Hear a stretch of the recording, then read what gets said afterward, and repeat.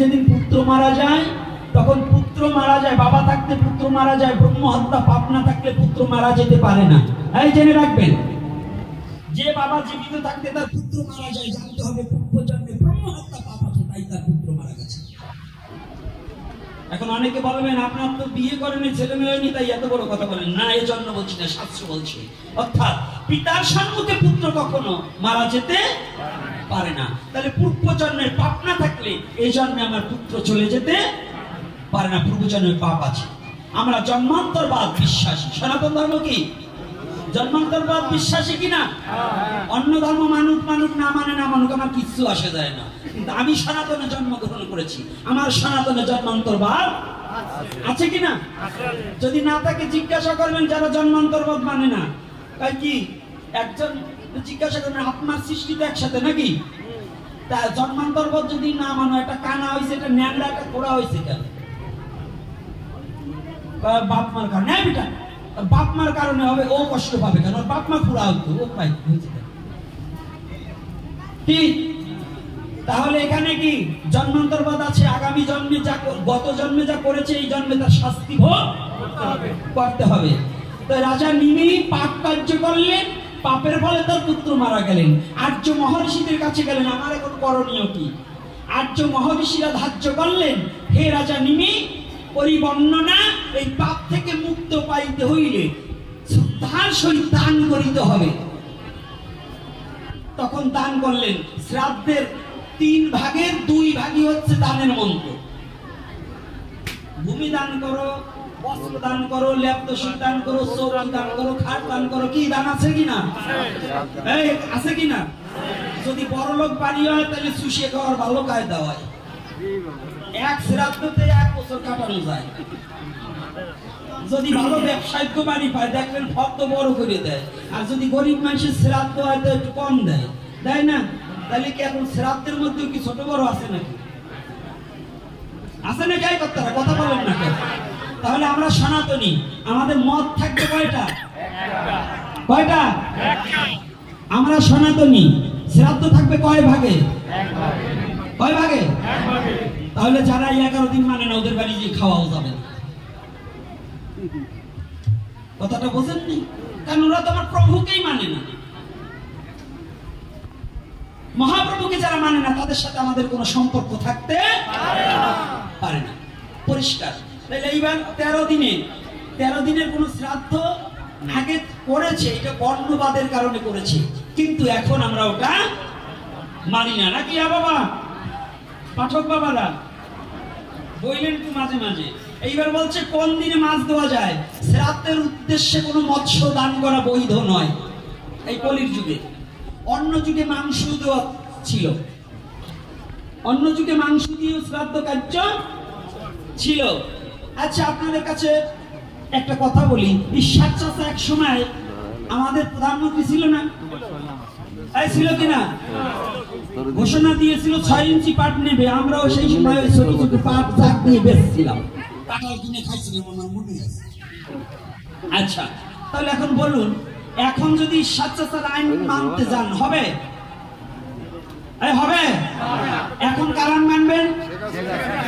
মাননীয় প্রধানমন্ত্রী বঙ্গবন্ধু কন্যা দেশরত্ন শেখ হাসিনা, তাই তো? আচ্ছা, যদি শেখ হাসিনার আইন কেউ না মানে সে কি হবে? না, রাষ্ট্রদ্রোহী। রাষ্ট্রদ্রোহী না, রাষ্ট্রদ্রোহী। আর যদি বাংলাদেশকে কেউ না মানে তাহলে সে রাষ্ট্রদ্রোহী, দেশদ্রোহী। আর যদি রাজাকে না মানে তাহলে রাজদ্রোহী। তাই এই কলির যুগে জন্মগ্রহণ করে যে আমার মহাপ্রভুকে মানে না, ও তো রাজদ্রোহী। অর্থাৎ সনাতন ধর্মের যুগ কয়টা? এই কলির যুগের অবতার কে? মহাপ্রভু। এই কলির যুগের যুগ অবতার কে? 100 অবতার হোক, কিন্তু যুগ অবতার মহাপ্রভু। 5000 অবতার হোক, কলির যুগের যুগ অবতার মহাপ্রভু। মহাপ্রভু ভিন্ন কোন যুগ অবতার নেই। যত যুগ অবতার লেখালেখি হোক না কেন, ওগুলো ঘন অবতার, যুগ অবতার নয়। সত্য যুগে যুগ অবতার একজন ছিল, কিন্তু সত্য যুগে অনেক যুগ ঘন অবতার এসেছে। নৃসিংহ অবতার কোন যুগে? বামন অবতার কোন যুগে? পরশুরাম অবতার কোন যুগে? বরাহ অবতার কোন যুগে? কুর্ম অবতার কোন যুগে? সত্য যুগে। কিন্তু সত্য যুগের একমাত্র যুগ অবতার কে? নারায়ণ। নাকি সত্য যুগে ছিলেন হরি, পিতায় রাম ধনুকধারী, দাপরেতে কৃষ্ণ, কলিতে গৌর হরি। এই কলির যুগে জন্মগ্রহণ করে গৌর হরিকে যে অস্বীকার করে, জানিয়ে রাখিবে তার জন্মে ত্রুটি আছে।